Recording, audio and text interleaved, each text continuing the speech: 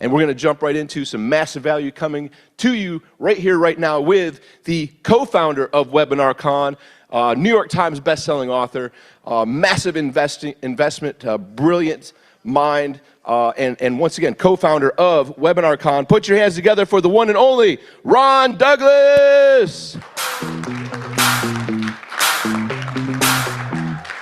And newly appointed cigar lounge owner in Virgin Islands, Ron Douglas. And it's funny because of his huge resume, he's like, the funny thing is most people are like, what? You own a cigar bar in the Virgin Islands too?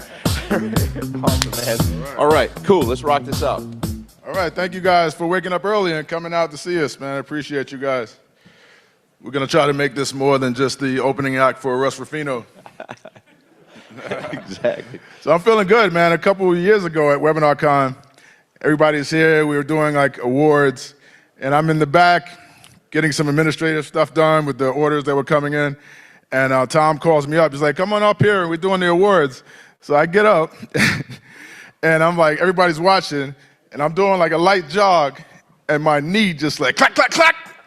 And I'm like walking on stage like this, like, I'll be there in a second. Everybody's watching. It was like the most embarrassing thing. So after that, I lost like 18 pounds or something and did PT, but we're definitely not getting any younger. Correct. You're just talking with Jeff Walker, and we go way back, all of us, to the early 2000s, starting this, and the years and decades are flying by. But the good news is I feel better at 51 than I did at 49. Yeah, very good, right. Which leads to, it's not just all about the money, right? Because you got to put some focus into building your webinar, building your investments, all that fun stuff. But if you neglect your health, I mean, we all have friends and family that aren't here anymore. So don't neglect your health. Put the time and effort to make sure you're healthy enough mentally, physically, emotionally to get the proper actions to include feeling good. Yeah, absolutely. Absolutely. You can't really do this business if you're not feeling good. Like, health is really wealth. Health comes first. Yep. Like, to be at your best, to be at your sharpest, you got to take care of your health first. To take care of your loved ones, like, what do they say? Put your own oxygen mask on first. Yep. You got to get yourself right, for sure. Now, here we are at WebinarCon. Everybody wants to learn the strategies. We're going to jump into some of the strategies that have been really impactful for you in the last 12 months, and you've been at this game for a long time. But first, let's start with the question that led to WebinarCon itself. I mean, you expressed to me years ago, because I was plugged in emceeing things and doing some events, you're like, hey, if anyone wants to have me on stage, you know, I'm available to speak now. And you basically, you know, how did that prompt you to even coming up with the idea to start WebinarCon? Right. Well, I'll give Joe Peterson credit. He actually had the very first webinar event. It was called the Webinar Summit, I believe, in Utah. And I went there, and it was like a real high-level conversation. I believe Russell Brunson was there. I met so many cool people. First time I met Greg Caesar. But he stopped doing it for one reason or another, and then many years went by. And then I was doing my own kind of webinar, like little mastermind. So what we would do was piggyback off of large events. So we would go to like Traffic and Conversion Summit and have a mastermind the weekend before that event, and we would talk about webinars and stuff. And then, you know, through Greg Caesar, who I met at Joel's event, I got introduced to Anik Nagal, and Greg was Anik's first mentor when he first started. So he was always like kind of loyal to Greg. So Greg introduced me, and then one day Anik was like, you know, I'm looking for people that want to do an event in my facility. He had this big thing called the Learn Center. I was like, all right, bet, yeah, I'd love to do an event there, because I was trying to get in good with him. He was like the 800-pound gorilla at the time. He still is, you know, pretty influential. And he was like, all right, bet, well, here's the price. I'm like, oh, woo. Sticker shock. Right, major sticker shock. And I was like, man, we can get a hotel down the street from there for much cheaper. Like, he was like, you know what, I like the idea. Because I had registered the domain WebinarCon back in 2017, but the first event wasn't until 2020, and I just kind of sat on the idea. He was like, I like the idea so much, I'll partner with you on it.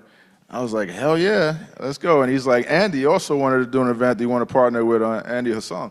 And I was like, all right, well, I just wanted to see where it would go, and it was a huge thing. At first, we were just trying to get like 20 people or something in a room. Like, if we could get 20 people to pay $5,000, we could have a little mastermind event there. And then the first event, word got around, and people started seeing the quality of people that come to WebinarCon, and we found that the brand attracts high-level people. Sometimes you want to look at your brand and say, who am I attracting with this brand and the way I'm marketing? Everything down to the colors that you use, the words that you use. You know, we would use words like elite marketers event, stuff like that. Like, people would see it, and people that aren't that are kind of turned off, but that's good. You want to turn off the people that you don't necessarily want to come. So the price point was $5,000 at the time, and the topic of webinars, which is a high-level topic, like regular normies don't want to do webinars. They're scared to death of public speaking. And just seeing the people that were coming, it attracted a lot of other people. In the first event, we sold out. I think he only had space for 110 people. We had 110, sold out all the seats. Like Nehemiah Davis mentioned, he was begging to get in, and we squeezed him in because apparently not everybody's in the room at the same time, as you can see. So we like oversold that event, and we've been doing it ever since. We got that event in. The first WebinarCon was 5 days before Onyx building shut down for COVID in March of 2020. And it probably never would have happened if we had waited. So yeah, everything happens for a reason. And now this is our 6th one. Wow, awesome, awesome. And who's happy that Ron had that vision for WebinarCon? Let me hear it. Who's got some great value and great results from WebinarCon? So well done there. And Ron, you've been doing webinars for years and years and years, and you were just sharing that you have some strategies that have been implemented that are producing some great results. And so what are some of those strategies that have been working really well for you? Yeah, I'll give some strategies. I was trying to think of stuff that hasn't already been shared, and it's like almost impossible. Like so much has been given. But I'll give you. Have you guys ever heard of Matt Basak? He was here briefly. I'll give you the Matt Basak, right? So what Matt does when he speaks at events. So he told me like he'll speak at an event, and we used to have a lot more pitch events. Like every person would be pitching, like not us, but just in general in the industry. That was like a common thing. And Matt was one of the biggest closers out there. And what he would do is he would ask the promoter of the event, the organizer of the event, can I have like just 10 minutes the day before I speak to just get on stage and say a few words and kind of tease my presentation. So they'd give him that 10 minutes, and he would come on stage and he would be like, okay, I have something special for you guys, but only for people that are in the club with me. How many of you have an Amex Platinum card, right? Everybody that had an Amex Platinum card would raise their hand. You're like, okay, tonight I'm taking you all to dinner. So he'd take all the Amex Platinum cards people to dinner, right, and bond with them and whatnot, and then the next day he would do his presentation and pitch, and like 80% of those people would buy, right, because he made them exclusive. It was like reciprocity, right? He brought them all dinner, he bonded with them ahead of time. So there's a few lessons you could take from that for webinars, right? The more you can bond with your audience, the more they know you, the better you're going to convert on webinars. The more you can do, live streams before the webinar, share content, tease the webinar, do trailers for the webinar, the better you do. But here's another strategy to actually do on webinars that piggybacks off that same theme of putting people in an exclusive group. So on my webinar, I'll do this thing where I'll say, we're not looking for everybody to buy this. We're only looking for qualified people. I know this is an amazing deal, but if it's not for you, it's not for you. Here are the qualifications we're looking for. And I would list like 5 things, right, in the webinar. And then like, nobody's gonna say, oh, I'm not qualified. Everybody's like, I'm qualified. So then I'll ask, okay, if you're qualified, type I'm in, right? So there's a psychological thing with people typing I'm in as well. So they all type I'm in. So then we'll say, okay, well, we're only taking 20 spots. We only have 20 people we can serve with this, and then we'll be like listing the names. Oh, this person's in, and we'll show on the screen, show a screenshot of everybody that says they're in. And it'll be like, 62 people say they're in, and we have 20 spots. It'll be like, it's no pressure. If it's not for you, it's not for you, but we do have 62 people that say they're in, and we only could take 20 because, you give a good reason. Like we have a service team, we have a setup component. Well, our thing, we have actually a setup component to it, so we can only take on 20 at a time. So give a good reason, and then it creates that scarcity. And then what you do is you have your VA, or whoever's moderating the webinar, everybody that said that I'm in, you reach out to those people individually, right, privately, and you say, listen, you said that you're in, so we want to put you in this exclusive group where you can skip the line and get in first. So before you drop the link for everybody else, you text it, you message it to those people that said that I'm in, like jump the line in front of everybody else, being that you're qualified, and we want to give you the opportunity to get in first, right? So you'll be shocked at how putting those people in that separate group and then messaging them privately, a big percentage of those people that said I'm in will actually get in and want to get in before everybody else. So that's a good one. What do you guys think of that? Heck yeah, I'm in. And it leads to commitment and consistency as well. So they're exclusive. They already said they're in. Now you get the interactions privately. It works out nicely. Absolutely. All right. And if we can get a timer, we don't have a timer up here. How much time do we want to go? We want to go for another 15? Yeah, we can do another 15. 15 minutes? That'd be great. Perfect. Thank you. All right. And so that's a big takeaway. What is another strategy? Hit us with one more strategy for the webinars that's been working well for you. Okay, shit. I actually had an index card, and I completely lost it on my way up here. Right. So another strategy you can use, and I don't know how many people are doing this, is like, so I do regular webinars pretty much every week or every other week. I have someone promoting me or I'm promoting somebody else. So I've done about 51 webinars this year so far between me promoting people and people promoting my webinar. Most of my webinars are simulated live. So I have a good recording, and we customize the recording, and then we play that recording in a live environment with live moderators moderating the webinar. So when people ask, is this live? We say, yes, we're here with you live. What can I help you with? So, I mean, Mike Phil-Same said, that is live. You're there live, that counts. So one thing you want to do is, like, over time, you start to build an email list of webinar attendees and just about like pretty much everybody that's ever registered for your webinar. You want to take those folks, put them in a custom audience, upload them to Facebook. How many people are doing that? Taking your email list, creating custom audiences, uploading it to Facebook or YouTube. It just makes sense because the thing is, like with email, maybe 20, 25% of the people, if you have a large list, are going to open your email, like at best. So you have 75% of the people or more that haven't even seen your email, don't even know about your webinar, right? So you want to communicate with them in multiple channels, right? You want to have don't just depend on email. You want to have a group with them in it. You want to have custom audiences where you're running, custom ads, retargeting ads to those folks to let them know about the webinar. You want to do SMS. You want to just pretty much do everything. Like you have people subscribe to your YouTube channel. So you want to treat your webinars as if they're an event that you're promoting.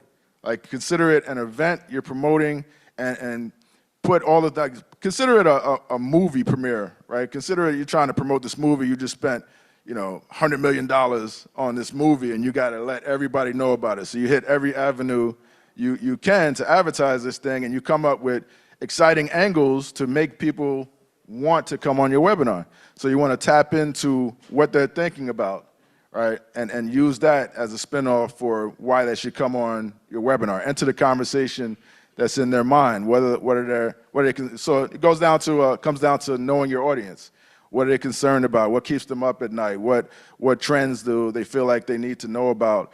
What are their challenges? Everything about them you want to know. What are their goals? What is their perfect lifestyle like? And so the more you know about it, you can use AI to come up with this stuff. It'll give you a profile of your typical customer. So you could just kind of push on those buttons with your webinar copy and with your webinar topics and make a big event around that. Like you can't miss this because you're going to be doing yourself a disservice. Like use that, tap into that FOMO. And when you think about webinars that way, you get a lot more attendees than if you're just sending out a few emails to some like boring topic. So it's one of the things I learned. And it's like the more excited you are about it, the more excited other people will be about it. So you kind of have to show that enthusiasm to everybody that registers for your webinar as to why they want to go, why they can't miss it, why they want to be there. So treat it like a big event. And I'm going to twist this. Ron might give me a crazy look here, but as he said, with all the amazing webinar tactics and strategies that have been shared, it's hard to think of what those things are. But I'm going to ask Ron something that I've heard many other top people ask him because they know he came from Wall Street, Well, a lot of people may not know that, but you came from Wall Street. You came into the internet marketing space with some financial literacy. I had zero financial literacy. Anyone else had zero financial? I made a lot. Like when I see people on the news, like, how did that baseball player make $50 million and go broke? I'm like, it's pretty easy. You could probably do it too. It's not that difficult. It's pretty, yeah, right. That's why the lottery winners are broke later on. But you had financial literacy, and you didn't just waste that money. You invested that money. So and I actually have heard some conversations amongst people here that are also way smarter than we were 15, 20 years ago, making money and just, going crazy. You were smart from the get-go. Can you share your strategy about what you've done with your, the book sales? That you had roughly 2 million book sales, which is a rare feat by anybody wanting to do that. And then you had great success in the internet marketing, but then you've invested it. Can you share some strategies about how you've invested that money and how that's transformed your life as well? Yeah, we're going to turn this into an InvestCon. Yeah, but it's so important, right? As entrepreneurs, you guys can relate to this. It's like a lot of stress and pressure. You have bills every month that just keep coming. And the faster you can get to the point where you don't have to worry about those things, where you have passive income coming in, the better you can be, and the better you can grow your business, and the more you can, less you have to stress about it. Because this is a highly stressed business, right? There's no pension that we get at the end of this. There's nobody that's gonna just give you money. Everybody's looking at you like you're the person with the money, right? You're the entrepreneur. You're the one with the business. You got employees and staff and family members and everybody depending on you. So it creates a lot of stress. And I look at some folks that, haven't managed their money the right way, and it ages you. It creates health issues. It creates relationship issues. So you really should make it a priority to just buy assets that pay you money. Take the money and make the assets give you more money. Right, and just at least get a baseline income coming in from those assets to take away that stress that you have. And one of my big things was, I don't know if you guys know my background. I'm not going to spend 10 minutes telling the whole thing, but basically I had a cookbook called America's Most Wanted Recipes that became a big thing, got me on a bunch of TV shows. I've done a series of those with Simon & Schuster, sold close to 2 million copies. And this was like in the late 2000s. So by 2010, I was a cash millionaire. By 2013, I was a multimillionaire. But I wanted the money to last because I never saw myself as a big guru at all. I always saw it like, so if you're a big guru, you're a Mike Fosame or somebody, or Jeff Walker, not to say he mismanages his money, but like somebody that feels like I can always just get it. I could do another launch. I could do another promotion. I'm this big guru. Like, I could blow all this money, and I'm still going to be all right because I could still create something, create an opportunity. I never felt like I just had it like that. I always felt like this money is sacred. Like, I need to do something with it and make it last. Like, in pure, like, rich dad, poor dad, make your bills be covered by your passive income. So that's what I did. When I first got that first million, I could have said, okay, I made it. Like, nobody in my family had ever made $1 million, right? I could have been like, I'm going to take care of everybody. I'm going to buy houses. I'm going to buy cars and all this stuff. I was like, I'm still in my 20s. I need to do something with this money. So I just started buying investment properties. Like, was my first investment thing that I did. And I kind of got thrown into that because my mother's house went into foreclosure, like the house I grew up in. So I got kind of tossed into the real estate game early on. But the reason I love real estate so much is because of the compounding effect of it and like smart leverage. Like, real estate will never go to zero. Like, this business that we own in St. Thomas, we own the Pelican shop in St. Thomas, cigar bar right on the waterfront. I was telling Tom, that business could go to zero. It's like no guarantee you're even going to make the money that you borrowed back. I don't expect it to, and we would have to screw it up pretty bad. But if the revenue, somebody comes and shoots the place up, or something bad happens there, or so many things that could happen where the landlord's like, we're not going to rent to you anymore. So that can go to zero. But real estate will not, because somebody will always buy, even if it burns down. Like, I had a property burn down, and it's been a good thing. Like, nobody got hurt, and we got all the insurance money. They're covering the rent. So just, I think the main point I'm saying is invest your money wisely and learn, like actively learn how to do it. As much as you're learning about marketing, as much as you're learning about business, like how to build your business, how to build a team, you want to spend time to learn, how do I invest this money in things that are going to grow, appreciate, how do I tap into compounding? Because anybody could get rich if you live below your means, and if you put money and let it compound and then don't touch it and think long term. Give yourself like 10, 15 years, and I promise you, like, inflation is gonna like keep going up. You know, those buildings that I was getting buildings, 6-unit buildings for like, you know, $250,000 back in 2008. You know, and those buildings are worth $750,000 now, and the rents have gone up. Everything's gone up about it. So it's just a great way to build wealth. Now I own 16 of them, and I really don't have to work if I don't want to. Like between that and the cigar bar, my investments do 7 figures. So I'm not saying that to impress you. I'm just saying that to try to motivate you to see what's possible if you make an effort to make that happen for yourself. Wow. Who's happy Ron shared that information? Give it up for Ron. Thank you. Wow. That was awesome. And leading to that, Ron's asked, like, so many people have asked him over the years, like, why don't you have a program for that? Like, anyhow, planting that seed. A lot of people want to learn that. Now, back to some marketing strategies. So that was just a diversion while we have some other, what are some other marketing strategies that have helped you with your webinars in this this past year? And first of all, remind the audience, like, you don't do one webinar every other month or so. You've done almost 50-some webinars this year alone, right? Can you explain how that consistency aspect is key as well? Yeah. Over time, you develop a webinar list of people that are crazy enough to watch webinars. You know, people watch Netflix shows all the time, right? So there's people out there who will binge webinars. And if I go a week without doing them, they're asking me like, where's the webinar this week? So the main thing is like you want to have it on a schedule where they get accustomed to you doing it on a certain schedule, like the same way they would watch their favorite TV shows every week at a certain time. You want to be consistent with that. You want to brand it. So I call my thing Wealth Wednesday. So every Wednesday at 2 p.m., I usually have a webinar going. And even if I don't, I'll typically come on and just teach and say something, or invite one of my friends to just talk about what they're doing, but just give them something to keep them entertained, keep them, you know, coming back for more. And then when I have a promotion, they're likely to show up again. So you want to just be consistent with what you're doing and get people, like, you know, people develop habits over time. They say, what does it take, like 21 days to form a habit? So one of the habits you want them to develop is the habit of seeing you at a certain time, you know, every so often, every week or however often you want to do it. And that becomes a habit where they want to do it. It's just part of their routine. So when you think about it like that and brand it something exciting and you know, people want edutainment, right? People want hot topics, hot trends, big opportunities, something they see as exciting.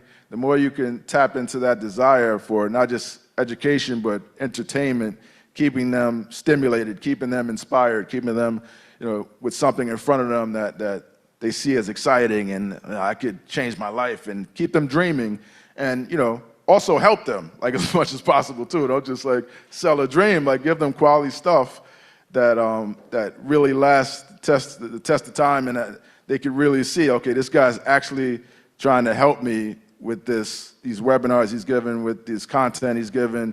He's not just giving me crap and selling me, you know, a bunch of stuff that's not going to help me. And then when people can sense that, especially over the long term, and they kind of, you know, get accustomed to just being in your tribe and getting that over and over. So that's one of my tips. Another one that I've witnessed you over the years, like we've gone to a lot of events and things like this, and I've personally left events and not done a darn thing afterwards. But I've seen you leave from events and at least take an action. Like you've at least narrowed down all the information that came in from this amazing event. Here's what I'm going to do. You're an implementer. How important is it for people to not just get excited here, but to actually choose from all the great ideas that they've learned and go and implement the first thing that's the most high priority for them, the most impactful for them? Yeah, absolutely. I mean, it's probably the most important thing you can do at an event. Between implementing and following up with the contacts that you met, is like really, if you don't do those two things, you pretty much kind of wasted your time. You got a bunch of information that you're not executing on. It's pretty just, you're not going to go on like Internet Marketing Jeopardy and win a prize, like, you know. So you got to do something with that information. You got to follow up the contacts, and then, you know, we've had people make a lot of money from this event. You know, we have people in this room that say they've made over $1 million from coming to WebinarCon events. How many people here have come to more than one WebinarCon?